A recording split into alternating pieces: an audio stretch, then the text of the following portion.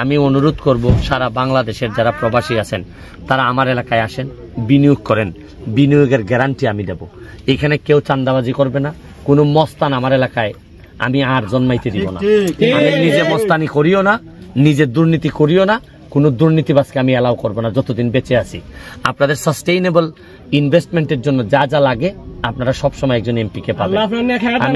আমি আপনাদেরকে বলে যাচ্ছি এই ভিডিওর মাধ্যমে, আমি বলবো আসেন চুনারঘাটে ইনভেস্ট করেন, মাধবপুরে ইনভেস্ট করেন। আমি খুবই ভাগ্যবান যে এমন একটা এলাকার এমপি হয়েছি। আমার পেছনটা যেরকম সুন্দর দেখা যাচ্ছে, ঠিক পুরো এলাকাটাই কিন্তু এরকম একটা সুন্দর জায়গা।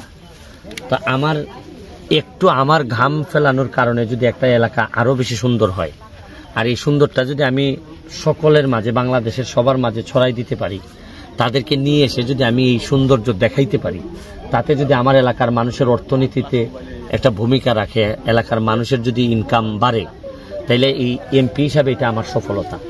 আপনি দেখেন যে এই জায়গাটা আপনারা তো দেখছেন যে আমরা মেইন রোড থেকে প্রায় 5 কিলোমিটারের মতো মনে হয় 5 কিলোমিটার পুরাটা জায়গা এত সুন্দর।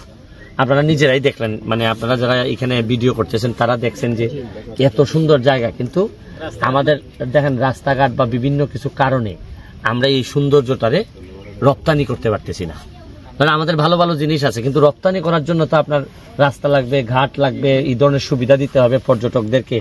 এইভাবে আপনারা জানেন একটার পর একটা আমি এই যাত্রী ছাউনিগুলা বানাচ্ছি। আপনারা দেখছেন যে চণ্ডীচড়া চা বাগানের মধ্যে এই রাস্তাটা আমরা কিন্তু দেখেন আগামীকালকে মিনিমাম আমার একটা বিশ্বাস যে এই যে ঈদের দিনে আপনি লক্ষাধিক মানুষ পাবেন যে আমাদের এখানে আসতেছে নতুন করে এই চুনারঘাটটারে দেখার জন্য, মাধবপুরকে দেখার জন্য। তো এইটা নিয়ে আমি আপনারা বলতে চাই কি, যারা এই ভিডিওটা দেখতেছেন, মাটির দাম কিন্তু মাটির কারণে বাড়ে না, মানুষের কারণে বাড়ে।